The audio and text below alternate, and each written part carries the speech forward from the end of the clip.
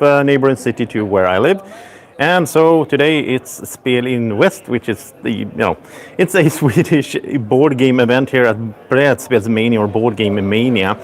And so we're going to walk around a little bit, see what we can find. Maybe there's some fun things to check out here. So let's switch over. There we go. And so we're going to start off here. We have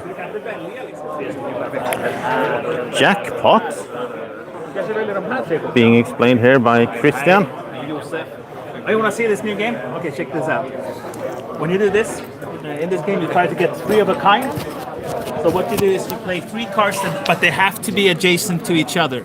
So the cards have to be adjacent to each other. So when you play these 3 cards, this is your result in your slot machine. Okay. But obviously this isn't anything good because you didn't hit anything.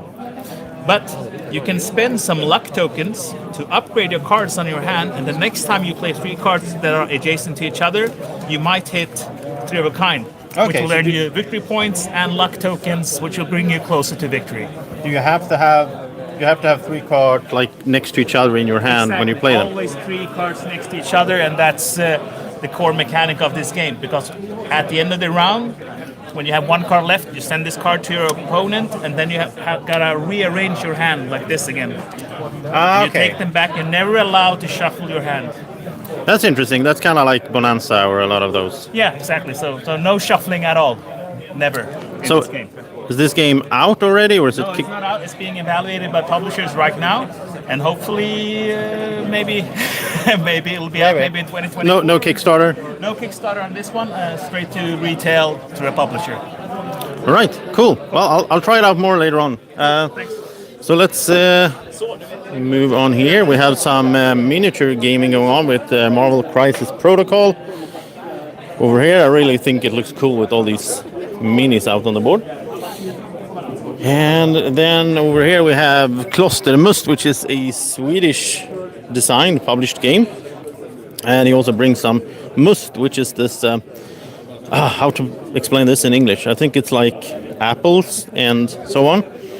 And this is about monks, basically how they produce the must, which is, I think it's pretty much a Swedish drink. I don't know if it exists in any other part of the world. But it's fun to see some Swedish game design in action here. Here we have Alara Games, which is a local game store in Trollhättan. So they are here with some demos, I think, and yeah, you can buy some games here as well. And over here we have Sydney's Quest. So, hey Thomas. Hey. So, Sydney's Quest is a new game that you have. Well, it's a development from a game you had earlier, right? Yeah, we've been working on this game for 6 years, more or less. And of course it's gone through its iterations. But Sydney's Quest is about becoming the new village elder. Okay. It's about the current village elder. Sydney is retiring, and therefore his, as we think, cushy job is available. Sit around and dote out advice to the, to the other people in the village. So mechanically, what do you do in the game? So this is a worker placement game where your workers is your effort, how much your character can get done in a turn. Okay. So every turn you plan your effort for like how much you want to work, how much you want to spend on doing things in the village, to gather in this new experience that you need to be able to get the actual village elder job. All right, and it's coming to Kickstarter, right? Yes, it's coming to Kickstarter, and the pre-launch page is live on Kickstarter, so you can go in and set notify on launch, and we'll let you know when it happens. Yeah, that's cool. So Sydney's Quest, go check it out on Kickstarter to see, and you can see more there, I guess, but like... You can, and you can also see more on sydneysquest.com, where there's a landing page with a bit more artwork and a bit more about the game. Great. Right, exciting. I will have to try this out later on here today, so see how it works. Thank you. Perfect, thank you. Right, so let's keep moving. Here's the library. So here you can, all the visitors can borrow games, and they have improved this quite a bit lately. There's a lot of good games in here now. I see Lost Ruins of Arnak, Great Western Trail, 2nd edition. And yeah, there's a bunch of good games in there. Oh, a bunch of unlocked games as well. And here we have some I think people brought their own games, put them on the table here, and you can borrow them to play them here at the event. So that's cool. And a bunch of people out here playing different games. Let's see here, we have Wingspan being played. I think here my friend Andreas is teaching Ark Nova. So I actually played a game of Ark Nova earlier today. Here's Ark Nova being played as well. So very popular game, of course. And I played a game myself earlier today that I actually won on 4 players. I was so happy. I got some really good combos in. Here we have the Great Wall, which looks really cool as well. It has a lot of nice miniatures and so on. And here's Mats. What are you doing, Mats? We're playing Arboretum. Arboretum, okay. So yeah, we're going to plant some trees. Oh, nice.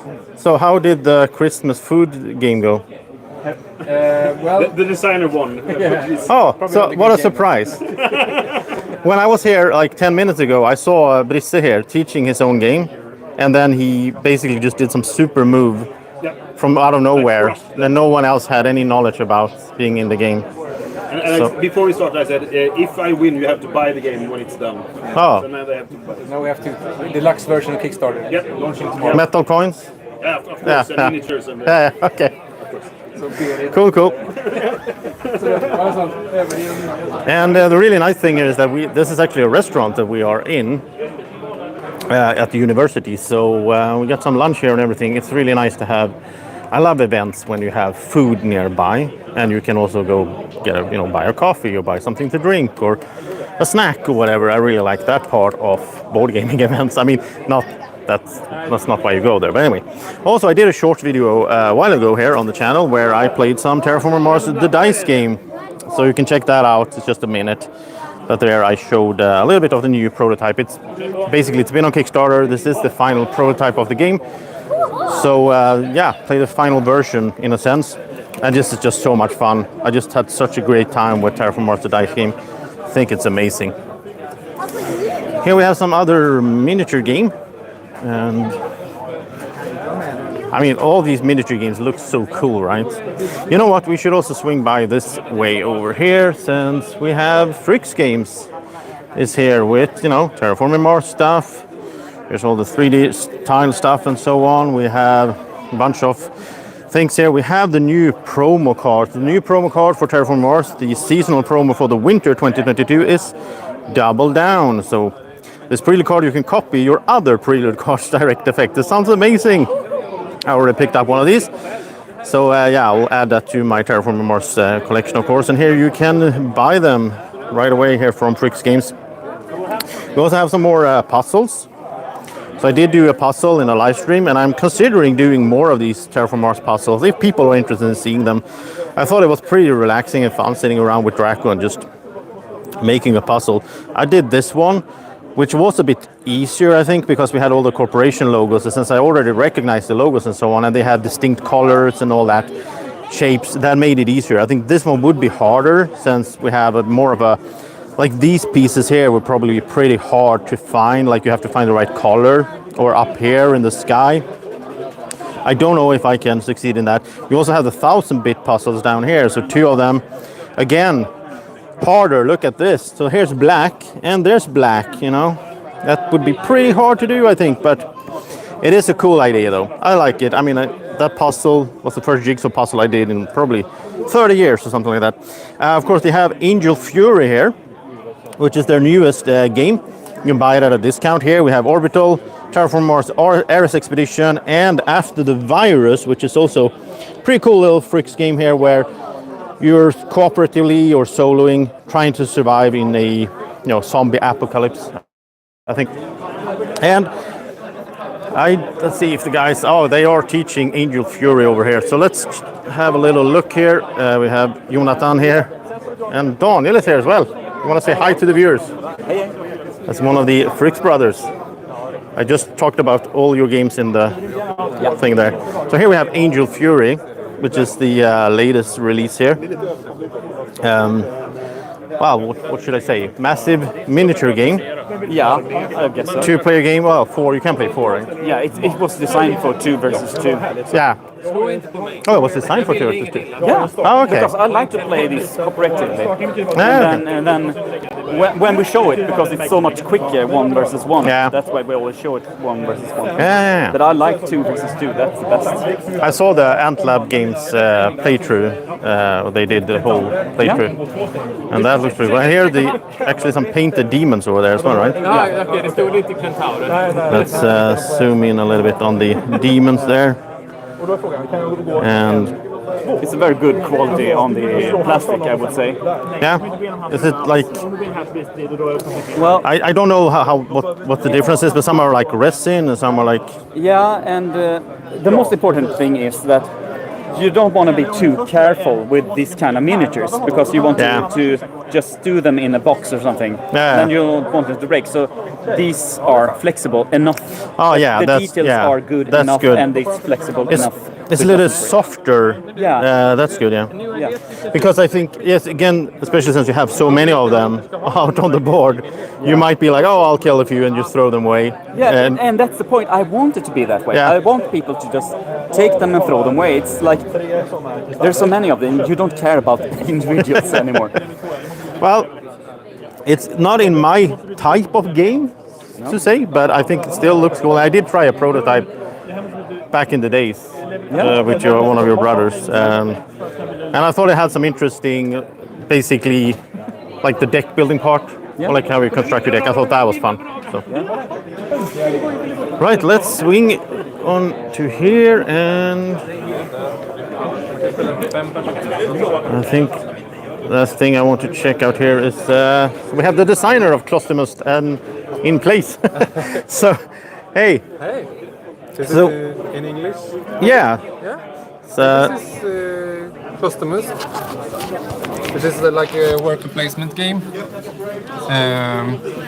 You have dice instead of, or the dice is your workers, and on the board is lots of different actions and actions tiles. So you're gonna place your workers to win actions, and you have to compete with the other players to win different actions. and this has already been on Kickstarter, right? So it's funded and. Yeah, it was on Kickstarter on March 22. So it's actually right now in production. Yeah. So we're gonna get it to Gothenburg pretty soon. So it's you told me earlier that Vildhallon.se, which is the Matthias Dristig's little publishing company in Gothenburg, are going to sell it as well, right? Yeah. It's a collaboration with Vildhallon, so it will be available on the Vildhallon web shop. And we produced it together, or developed it together. I have to ask you as well. So what is must in English? Do you know that? I would say it's soft cider. It's like a non-alcoholic apple. Yeah. Because I tried to find the word earlier, and I was like, I don't know what must is called in English. No. Is it really? It's a Swedish thing, sort of, right? Yeah, I think so. But when I looked into it, it would be soft cider, because Okay. cider is with alcohol, Yeah. and this is like a family game, so it's non-alcoholic. Because the monks in the cloister, like the monks basically made this back in the days. I guess sort of like in France and so on, they made wine in the abbeys and so on. All right. Well, thank you for showing us a little bit of it. Yeah. And I'll put links in the video if people are interested in the web shop and so on, so they can check it out there. Thank you very much. All right. Let's swing by last little piece of the place here. They just renovated this restaurant as well, so it's really nice. And you can't miss this. So you actually my contribution today, as I usually do, is a tips promenade, which is basically a quiz that you walk around and you answer questions. So here I'm going to give you a little example here. So it's 10 questions, and people can walk around whenever they want during the day here. So the first question here, for example, is the theme of it all is one should go. So which one of these do you think should be removed? Which one of these doesn't fit in with the other ones? There you go. So that's question number one. I'll actually just bring you through this one. Why not? So the viewers You can tell me in the comment section the correct answer. So here we have the second question. So here we have, well, 4 dragons. Which dragon doesn't belong in this picture? 3 of them are connected, 1 is not. Which one is it? And then we have this one here where we have Ark Nova and Arcs. So which one do you think doesn't belong there? It's going to be really interesting to see later on here what people have answered and see who will win. They will win some new games that I am going to give away. Here we have question number 4. So here we have a picture of 4 trains. Question is, which one doesn't belong in the picture? And this one is hard if you're not from Sweden, but these are Swedish. Well, Snacka Brädspel is, podcast I'm part of. And then there's some other podcast there.